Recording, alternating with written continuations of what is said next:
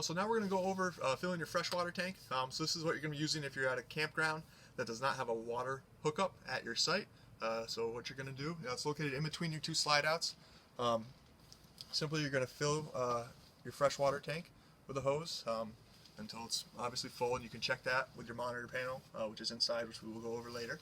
A couple important things to know with that is you don't want to be towing with a full freshwater tank.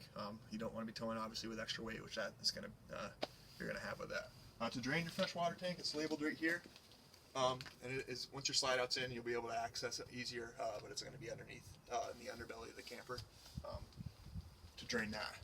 And obviously once your tank is full, that's when you're going to go inside, and again we'll show you where this is located on your monitor panel. You're going to turn on your water pump.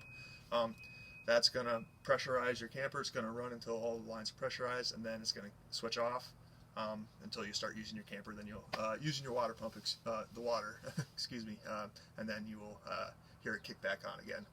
Again, it's a good way actually too to find out if you do have a leak in your camper for any reason.